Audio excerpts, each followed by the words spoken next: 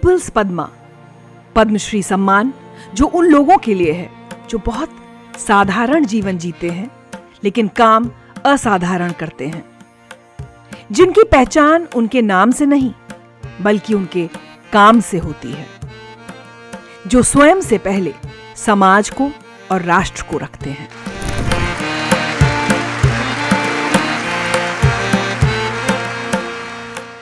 कहते हैं ना, एक पेड़ उतना ही ऊंचा जा सकता है जितनी उसकी जड़ें मजबूत और गहरी हों, और ये बात हम इंसानों पर भी लागू होती है।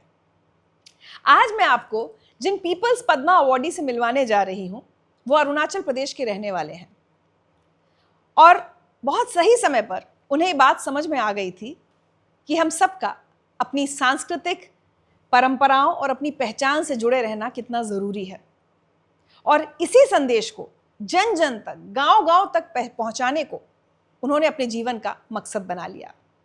आज मेरे साथ हैं पद्मश्री तेची गोबिन। एक राष्ट्र सिर्फ अपनी सीमाओं से नहीं बनता, वो बनता है उन लोगों के अटूट विश्वास से जो अपनी परंपराओं को कभी खत्म नहीं होने देते। पहचान के वास्तुकार तेची गोबिन, पद्मश्री 2026। 1964 में अरुणाचल प्रदेश के केबी में जन्मे वे नीशी जनजाति की परंपराओं में पले बढ़े। ये समुदाय स्थानीय डोनी पोलो धर्म से गहराई से जुड़ा हुआ है। उनकी यात्रा उन्हें उनके गांव से बहुत दूर ले आई। उन्होंने देश के दूसरे छोर पर मशहूर चंडीगढ़ कॉलेज ऑफ आर्किटेक्चर में आर्किटेक्चर की पढ़ाई की और 1968 में ग्रेजुएट हुए। तेची गोबिन ने Arunachal Pradesh public works department में नौकरी की और आगे चलकर राज्य के चीफ आर्किटेक्ट बने। दशकों तक उन्होंने अरुणाचल के विकास में योगदान दिया और आवास डिजाइन, शहरी योजना और सार्वजनिक ढांचों के निर्माण व मार्गदर्शन में सक्रिय रहे। लेकिन उन्हें एहसास हुआ कि सिर्फ आर्किटेक्चर काफी नहीं था, क्योंकि जो संरचनाएं उनके लिए सबसे महत्वपूर्ण थीं, वे दिखाई नहीं देती, जो उनके लोगों की सांस्कृतिक नींव थीं। अपना सांस्कृतिक संरक्षण का संदेश फैलाने के लिए उन्होंने 90 से अधिक गांवों का पैदल दौरा किया। उन इलाकों से गुजरे जहां सड़कें भी नहीं थीं। उनका लक्ष्य सबसे दूर दराज के गांवों को बचाना था। उन्होंने पाया कि समस्या सीमावर्ती इलाकों तक पहुंच चुकी थी। फिर भी उन्होंने अपना काम डट कर जारी रखा। 4 दशकों में उन्होंने 600 से ज्यादा डोनी पोलो सांस्कृतिक केंद्र बनाए। तिब्बत, म्यांमार और भूटान से सटी भारतीय सीमाओं पर स्थित हर दूर दराज के गांव में उन्होंने तिरंगा फहराया। सीमावर्ती लोगों की उपस्थिति, गरिमा और अपनेपन को सशक्त किया। उनके शानदार प्रयासों को लोग अनदेखा नहीं कर पाए। तेची, बहुत बहुत स्वागत है आपका। नमस्कार। मुझे समझ नहीं आ रहा कि मैं बातचीत आपसे कहाँ से शुरू करूं, आपके काम से या जो आपने इतना जो पहना हुआ है इसके बारे में जान लेते हैं। आपने जो पहना है इसको क्या कहते हैं, क्या है ये?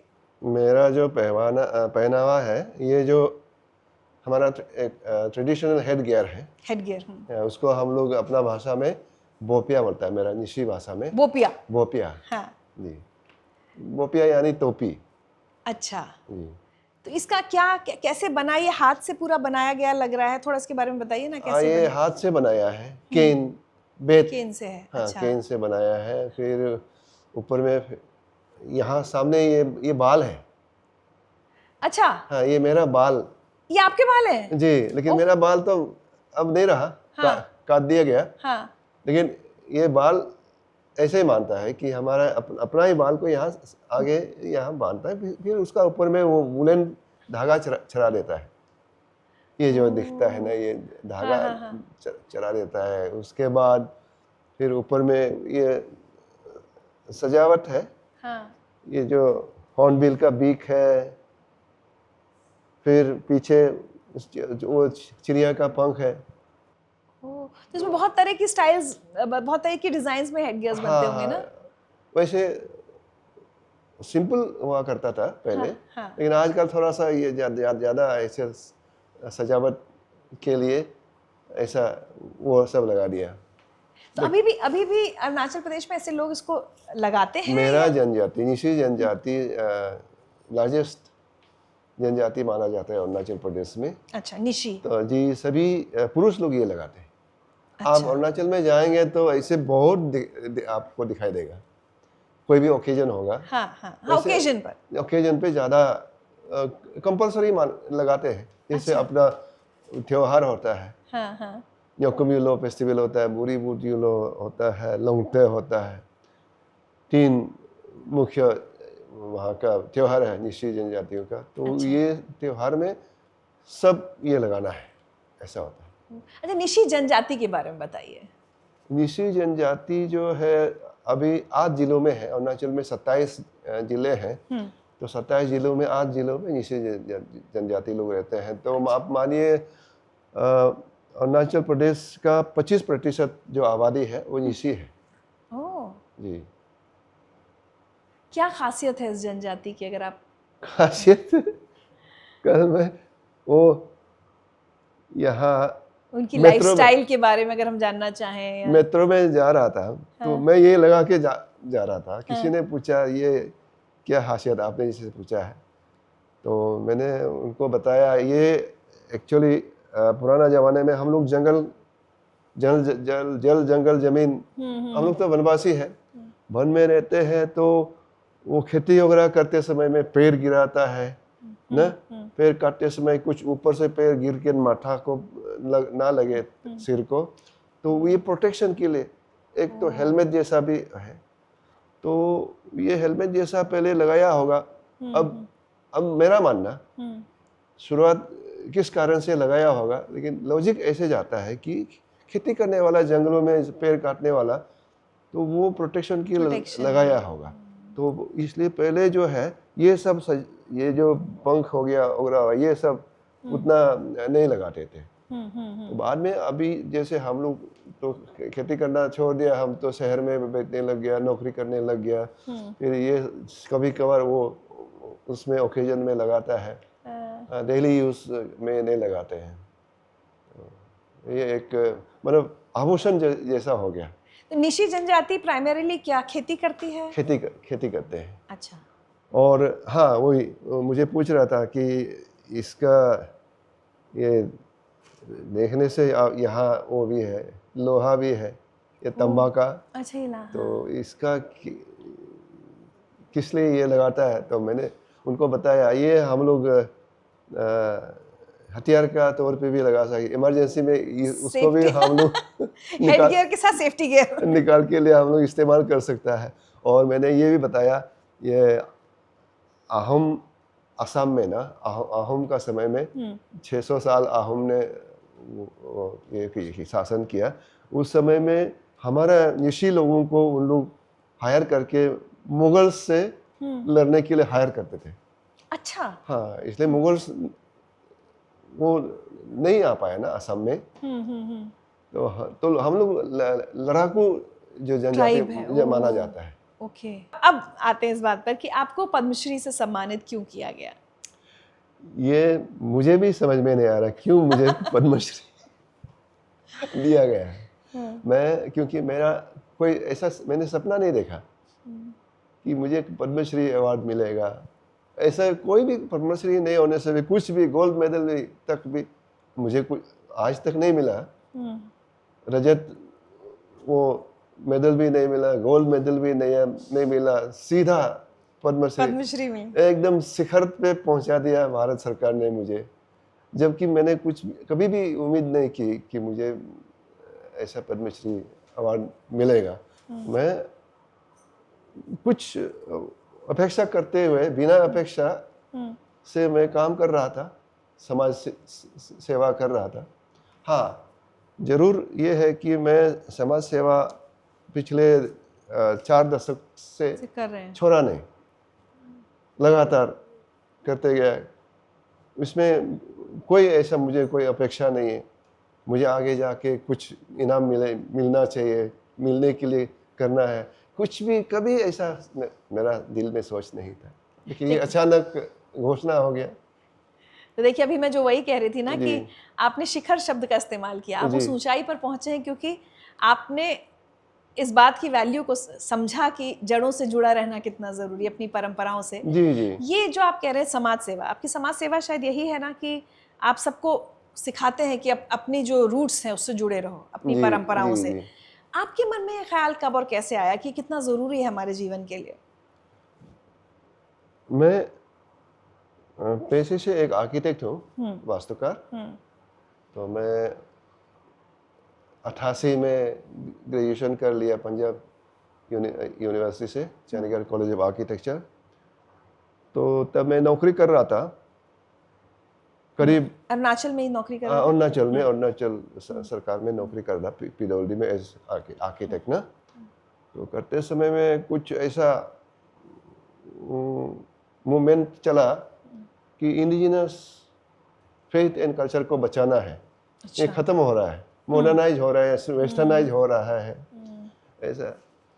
तब मैंने सोचा मैं नौकरी करते समय भी मैं जुड़ जाना चाहिए।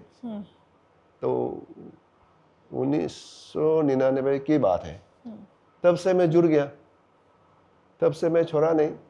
मतलब अपना सबसे पहले मैं निशी जनजाति में Nishi indigenous faith and cultural society, वो एक सीबीओ है, उसमें मैं जुड़ गया, संस्थापक उपाध्यक्ष। उसमें 3 टर्म उपाध्यक्ष रहे, फिर एक टर्म अध्यक्ष रहे। तो 9 प्लस 3 12 साल।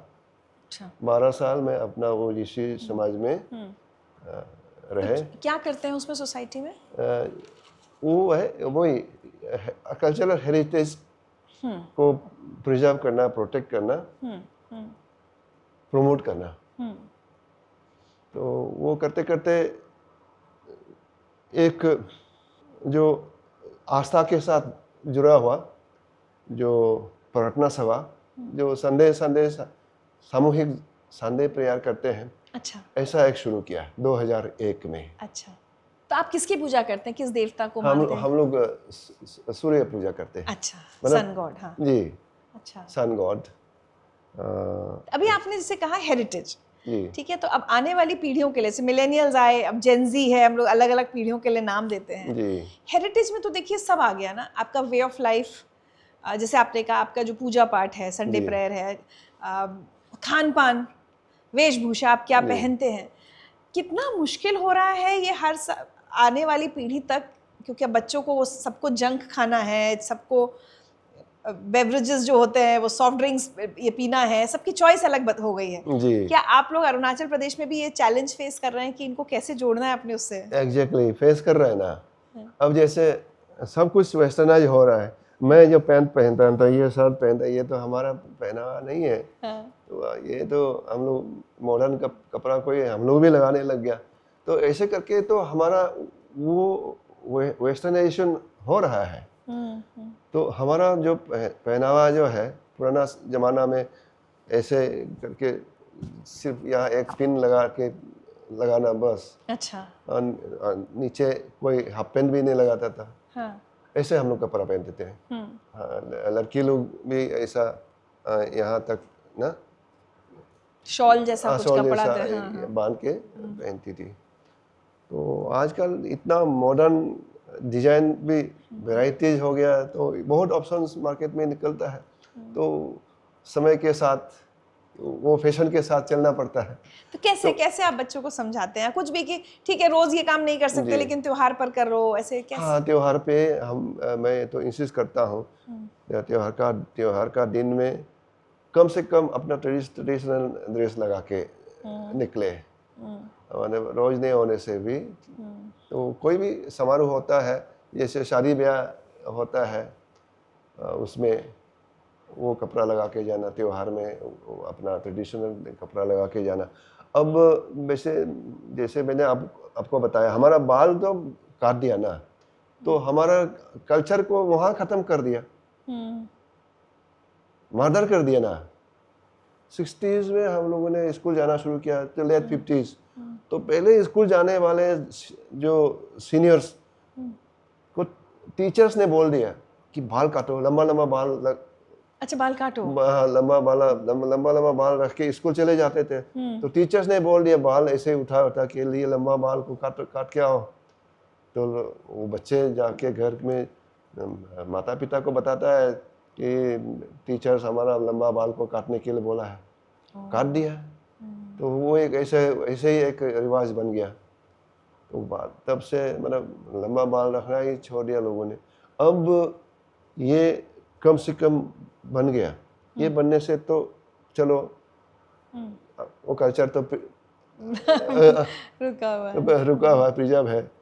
तो मैं ये बताता हूँ कि ये क्या है पूछने से, ये बाल है, एग्जैक्टली ये बाल ही है। हाँ। ये जो है तो उसको बट ये आपके असली बाल नहीं है। असली बाल नहीं है ना। हाँ मैं उसको उतार सकता, लगा सकता, ऐसा है। हाँ। मेरा तो छोटा हेयर छोटे बाल, कटा कटा गया है। तो अभी क्या है, ऑफ लेट एक गुरुकुल सिस्टम ऑफ एजुकेशन, एक स्कूल खोला है। 2-3-4 स्कूल अभी खुल गया है। अच्छा। जिसमें वो सामने बाल रखना, यहाँ चोटी पे ना रखना, वो अभी छोटा एज जैसे क्लास 1 सिखा रहे हैं। से वो छोटा छोटा, ये जो 1-2 पॉइंट में नहीं, इसमें सामने और यहाँ वो बाल काटता है, लेकिन वो ये 2 एरिया में बाल को छोड़ देता है। उस स्कूल में का कोशिश ये रहेगा, गुरुकुल आपने शुरू किया है? हाँ, ये हम लोगों ने शुरू किया है। हाँ। जो इसका चेयरमैन जो है, इसको बोलता है दोनी पोलो DPCCT, Doni polo cultural and charitable trust. Okay. तो वो ट्रस्ट जो है, अभी ट्रस्ट द्वारा अभी 4 स्कूल खुल गया है, गुरुकुल। निशी में 2 जगह में, आदि में, गालो में, ऐसे करके 4 तो खुल गया है। निशी में एक कन्याओं का भी एक खुलने जा रहा है, ऐसा गुरुकुल। तो वो गुरुकुल में ऐसा लंबा बाल रखना अभी शुरू कर रहा है। अरे वाह जी। तो उम्मीद करता हूँ कि वो मेरा जो सपना था और अभी भी है, वो लंबा लंबा बाल रख के बाद में ऐसे ही बांधना शुरू करें। और मैं भी जहाँ भी जाता हूँ यही बोलता हूँ, हमारा सीनियर्स ने हमारा कल्चर को एब्रप्टली ख़त्म करा दिया। ऐसा नहीं होना चाहिए था। मतलब कुछ पॉजिटिव रिस्पांस दिख रहा है आपको? पॉजिटिव रिस्पांस ये देखने को मिला है। इन 40 सालों में हम लोगों ने अरुणाचल में 600 से ज़्यादा प्रेयर सेंटर्स खोल दिया है। अच्छा। हाँ जी। जो आप ये कह रहे हैं सन गॉड को प्रे करते हैं संडे को? सन गॉड, जैसे निशी लोग सन गॉड को मानते हैं। 5 ट्राइब है, निशी, अपातानी, तागिन, गालो आदि, और असम में मिसिंग। ये सभी सन गॉड को मानने वाले हैं। अच्छा। तो ऐसे लोगों में ये 600 से ज़्यादा प्रेयर सेंटर्स बन गया है। और उसमें संडे जाके सामूहिक प्रार्थना सभा लगता है। 1-2 घंटा वहाँ मिलते हैं, प्रे करते हैं सन गॉड। अलग अलग अपना अपना जो मान्यता है, जिसको मानते हैं। तो संडे उनके अपने सेंटर्स बना दिए जी, अपना सेंटर बना लिया है। रिजिजू जी का जो जिला है बिचम, वहाँ भी मैंने प्रवास किया हूँ। अच्छा। वहाँ भी उन लोगों ने भी खोला है। तो ये बताइए, ये पद्मश्री का थोड़ा अपना एक्सपीरियंस बताइए। क्या आपने कभी सोचा था, या कैसे आपको बताया गया? फिर मोदी जी से मिले क्या आप? क्या कुछ बात हुई? मैं आपको बता दूं, मैं उस समय 25 जनवरी 2026 इसी साल मैं प्रवास में था। दक्षिण बंग, हमारा क्षेत्र उत्तर बंग, दक्षिण बंग, ऐसा हम लोग बांटते हैं। तो दक्षिण बंग सुंदरबन इलाका में, जहाँ गाड़ी भी नहीं चलती है, सिर्फ वहाँ वो है, 3 व्हीलर है, ई-रिक्शा वगैरह चलती है, वहाँ मैं प्रवास कर रहा था। तो सवेरे एक होम मिनिस्ट्री से एक लेडी हमको कॉल किया। Hello sir, are you Techi Gubin? Yes, I am Techi Gubin. Congratulations, you have been selected for Padma Shri Award. क्या बात। Then मैंने कहा, ma'am, is it true? I can't believe it. हाँ, yes, if you are Techi Gobind and your name is selected. हाँ। ऐसे बोला है। तो मैंने कहा thanks, many thanks ma'am. But एक बात देखिए ना तेची जी की पीपल्स पद्मा जब से मोदी जी की सरकार आई है, जी। ये कितना मुझे बहुत खूबसूरत लगता है कॉन्सेप्ट कि ऐसे आम लोगों को बुलाकर जिनका काम बहुत खास है, जो लोग चुपचाप कहीं अपने किसी इलाके में चुपचाप काम कर रहे हैं लेकिन बहुत अच्छा काम कर रहे हैं, जी, जी। उनको इतना बड़ा सम्मान देना पद्मश्री। नहीं तो पहले सिर्फ होता था कि हम सुनते थे भाई सेलिब्रिटीज हो गए, एक्टर्स हो गए, साहित्यकार हो गए, इनको मिल जाता था। जी जी। पीपल्स पद्मा अपने आप में बहुत खूबसूरत कॉन्सेप्ट है ना। हाँ जी मैम, यहाँ भी ऐसे बहुत लोगों को देखने को मिला, सेलिब्रिटीज भी आए हैं। एक बंगाल एक्टर भी प्रसन्नजीत, लेकिन आम लोग कितने आए हैं? तो हम लोग, आपने जैसे कहा, मैं भी यही सोचता था पहले, ये पद्मश्री अवार्ड ये सब सेलिब्रिटीज को सिर्फ मिलता होगा। हमने तो कभी सोचा ही नहीं, कभी सपना भी देखा नहीं है कि पद्मश्री अवार्ड तो बहुत दूर की बात है, ऐसा समझते थे। लेकिन इस बार देखा है तो बहुत एकदम दूर दराज जमीन से जुड़े हुए, जंगल से आए ऐसे लोगों को भी दिया है। वो देखते, पता नहीं हमारे जैसे लोगों को कौन चुनते हैं, कौन सिफारिश करते हैं। मैं तो कहता हूँ मुझे किसने सिफारिश किया होगा। क्या बात है। तो मुझे लगता है आप नॉर्थ ईस्ट में, आप अरुणाचल में जैसे अपनी विरासत को लेकर इतना काम कर रहे हैं, कभी वो सारे मैसेजेस लेकर हमारे पास भी आइए ना। यहाँ के बच्चों को भी बताइए अरुणाचल प्रदेश क्या है, वहाँ का कल्चर क्या है, कितना मज़ा आएगा जानने में। अब ये एक संस्कार भी देना चाहिए माँ बाप अपना बच्चों को बाहर जाने से पहले, कि आपको ऐसे ऐसे सामना करना पड़ सकता है। जैसे हम लोग बच्चों को कॉलेज जाने से पहले में बोलता है कि आपको रैगिंग वगैरह फेस करना पड़ सकता है, तो रैगिंग को भी सीरियस नहीं लेना। मैं तो 5 साल बैठ के आया हूँ, मुझे किसी ने नहीं कहा कुछ, रैगिंग नहीं किया। हमको तो आप तो एक लौटा वहाँ से आया है करके हमको तो एकदम प्यार करते थे लोग, जो वहाँ के जो सीनियर्स पंजाबी सीनियर्स बहुत प्यार करते थे, रैगिंग नहीं किया। तो मोदी जी से मुलाकात हुई आपकी? मोदी जी, हाँ, कल मुलाकात। क्या बात हुई? मुलाकात हुई। तो मैंने मोदी जी को बोला कि मैं अभी कल्याण आश्रम में जुड़ गया हूँ। अच्छा। नौकरी से रिटायर हो गया और कल्याण आश्रम में जुड़ गया हूँ। तो अच्छा हो गया, अब फ्री हो गया, ऐसे उन्होंने बोला। चलिए, बहुत बहुत धन्यवाद तेजी गोविंद जी। बहुत अच्छा लगा आपसे बात करके और इतनी पॉजिटिविटी मुझे फील हो रही है। हाँ। मैं छोटा सा एक तोहफा आपके लिए लेकर आई हूँ, वो देना चाहूँगी।